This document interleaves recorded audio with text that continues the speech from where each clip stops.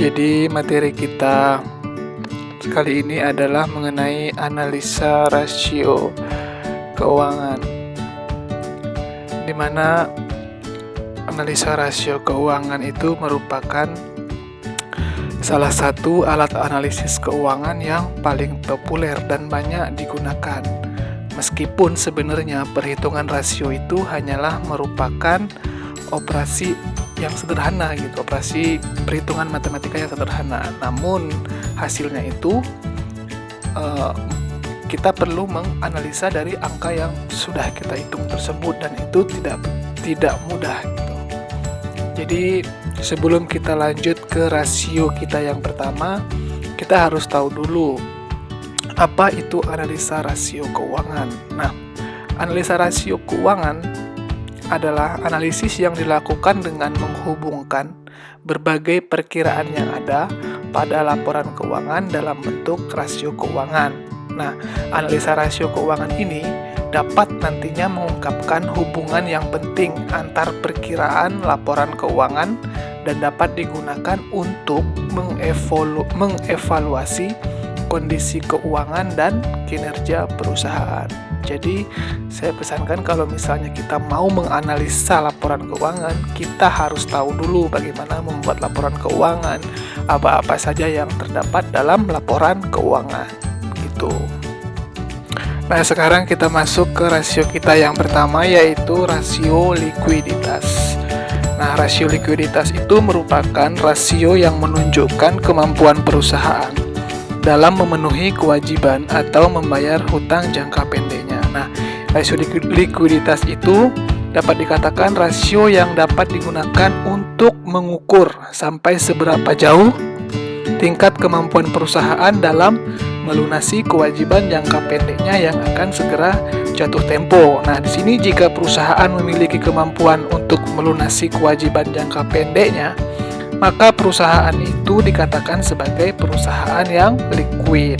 Sebaliknya, jika perusahaan nggak bisa membayar atau melunasi hutang jangka pendeknya pada saat sudah jatuh tempo, perusahaan tersebut bisa dikatakan sebagai perusahaan yang kurang liquid.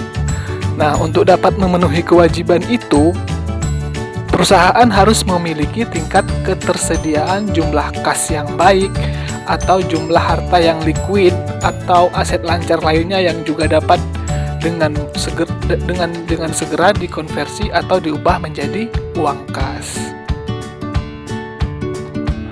Nah, selanjutnya kita lihat jenis-jenis daripada rasio likuiditas itu sendiri. Nah, jenisnya itu ada 3. Yang di sini kita bahas itu jenisnya ada 3. Sebenarnya ada beberapa. Kalian bisa cari dari berbagai sumber lah gitu kan. Yang pertama itu ada namanya rasio lancar atau current ratio. Yang kedua ada namanya rasio sangat lancar atau quick ratio.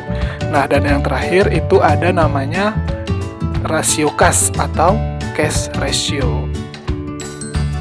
Selanjutnya kita lihat jenis rasio likuiditas yang pertama, yaitu namanya rasio lancar atau current ratio. Nah, current ratio ini merupakan rasio yang digunakan untuk mengukur kemampuan perusahaan dalam memenuhi kewajiban jangka pendeknya yang segera jatuh tempo dengan menggunakan total aset lancar yang tersedia. Nah, dengan kata lain, rasio ini menggambarkan seberapa jauh atau seberapa besar jumlah ketersediaan aset lancar yang dimiliki perusahaan dibandingkan dengan total kewajiban lancarnya. Nah, oleh sebab itu tuh ada rumusnya. Rasio lancar dihitung sebagai hasil bagi antara total aset lancar dengan total kewajiban lancar. Nah, perlu saya tambahkan dalam praktek itu sebenarnya standar rasio lancar yang baik adalah 200% atau 2:1. Nah, besaran ini nih 2:1 itu seringkali dianggap sebagai ukuran yang baik atau memuaskan bagi tingkat likuiditas suatu perusahaan. Selanjutnya kita masuk ke jenis rasio likuiditas yang kedua, yaitu rasio sangat lancar atau quick ratio. Nah, rasio sangat lancar merupakan rasio yang digunakan untuk mengukur kemampuan perusahaan dalam memenuhi kewajiban jangka pendeknya yang segera jatuh tempo dengan menggunakan aset sangat lancar. Nah, aset sangat lancar itu berupa kas misalnya. Ada juga yang sangat lancar piutang, tapi kas saya rasa lebih lancar. Tidak termasuk persediaan barang dagang dan aset lancar lainnya. Dengan kata lain, rasio sangat lancar ini menggambarkan seberapa besar jumlah ketersediaan aset lancar yang dimiliki perusahaan dibandingkan dengan total kewajiban lancar. Nah, oleh sebab itu rasio sangat lancar dihitung sebagai hasil bagi antara aset sangat lancar dibandingkan dengan total kewajiban lancar. Kita bisa lihat rumusnya. Yang terakhir kita lihat rasio kas atau cash ratio. Nah, cash ratio itu merupakan rasio yang digunakan untuk mengukur seberapa besar uang kas atau setara kas yang tersedia untuk membayar hutang jangka pendek. Nah, rasio ini itu menggambarkan kemampuan perusahaan yang sesungguhnya dalam melunasi kewajiban lancarnya yang akan segera jatuh tempo dengan menggunakan uang kas atau setara kas yang ada.